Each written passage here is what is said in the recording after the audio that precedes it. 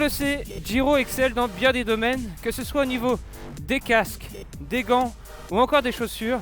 Ils ont depuis toujours fabriqué des produits de pointe. Aujourd'hui, on va revenir sur un test de longue durée que je fais maintenant depuis des mois. On va parler des chaussures Giro Empire SLX, leur chaussure haut de gamme sortie maintenant il y a 2 ans, que l'on peut retrouver au pied de coureurs professionnels de la BMC par exemple. Allez, on se retrouve en studio pour parler spécificités techniques et on se retrouve en action pour vous dire mon ressenti de ces chaussures. C'est parti!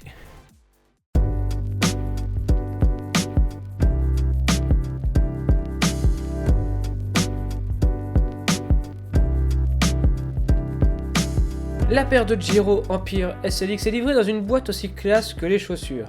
En carton recyclé, on y découvre à l'intérieur une housse de rangement pour les protéger. Zippée et ventilée, parfaite pour emmener partout ces chaussures. Mais c'est bien sûr en ouvrant cette housse que l'on y découvre aussi les Empire SLX. D'un blanc nacré juste magnifique. Lacet blanc, lacet noir, vous aurez le choix, les deux sont livrés avec. Du côté des données techniques, les Giro Empire SLX c'est seulement 175 grammes sur la balance en 42,5, soit quasi 100 grammes de moins que mes anciennes chaussures physiques. Autant dire un vrai poids plume, et c'est d'ailleurs la caractéristique principale des chaussures Giro. La chaussure est composée de seulement 2 pièces, la partie haute en EvoFiber SL et la semelle carbone, afin de garantir une bonne rigidité et ne pas perdre de watts inutilement. Hormis la semelle carbone X-Tone, on retrouve en dessous un talon remplaçable pour pouvoir marcher sans abîmer la chaussure et une petite ventilation à l'avant. Concept simple, me direz-vous? Oui, mais super technique et super quali. Voilà pour la partie technique de cette chaussure. Livrée avec 2 paires de semelles différentes, c'est 2 jeux de lacets, une visserie en titane complète pour vos futures cales. Le packaging est complet et justifie à lui seul le prix de ces chaussures. Comptez 290 € environ. Allez, on retourne sur le vélo et je vous dis ce que j'en pense. Allez, on en a fini avec la partie technique. Maintenant, on va parler ressenti avec ces chaussures Empire SLX. Bon, déjà, clairement, question esthétique, il n'y a pas à dire. Elles sont vraiment très jolies. Enfin, ça, c'est mon avis perso. Mais c'est vraiment la chaussure que j'adore sur le marché. Son style rétro, mais tout en étant moderne, donc avec ses lacets, c'est vraiment un style que j'adore. Bon, on va voir que ça a quelques inconvénients dans l'utilisation au quotidien, mais sur le niveau esthétique, difficile de trouver quelque chose à redire sur cette Giro Empire SLX. Lorsqu'on les met au pied, on passe forcément à l'étape lassage des chaussures. Et là, il ne faut pas se gourer, car une fois sur le vélo, vous ne pourrez plus régler le serrage. Donc si vous serrez trop fort, vous risquez d'avoir mal au pied.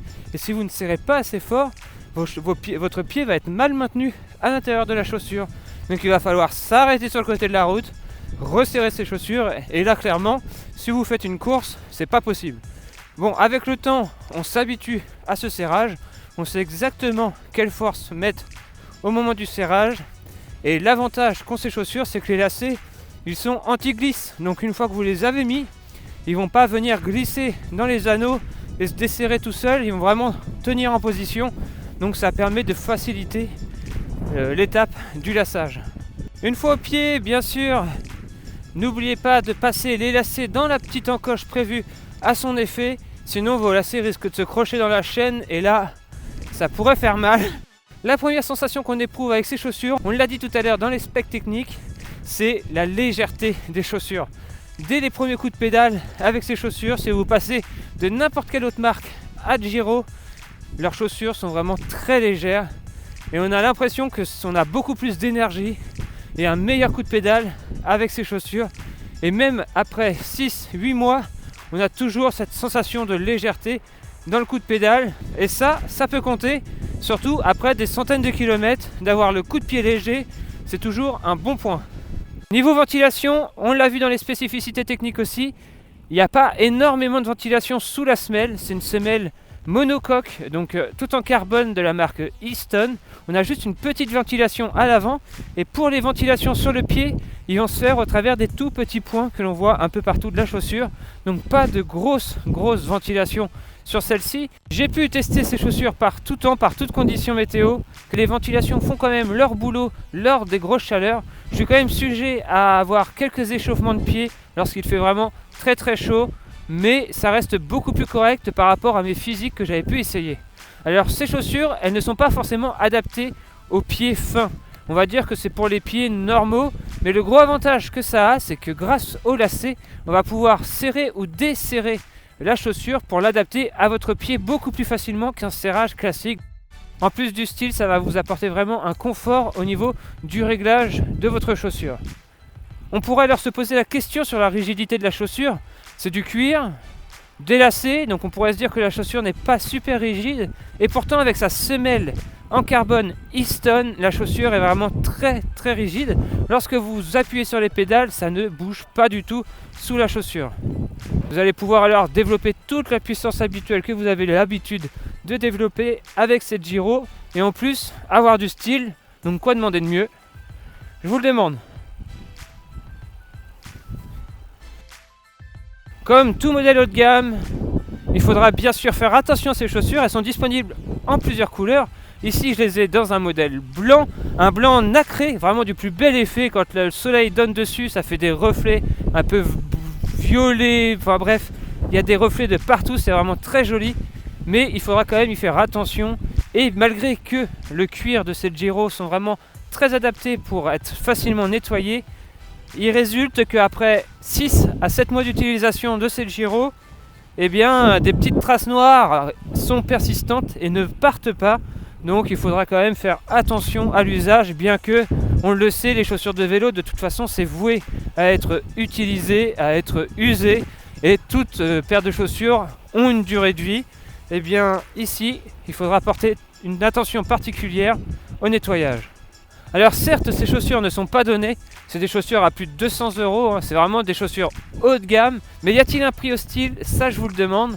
Moi personnellement, ces chaussures, j'aurais du mal à m'en passer maintenant dans ma garde-robe du cycliste, car vraiment, ça va avec tout, ça passe avec tout, et c'est vraiment très beau.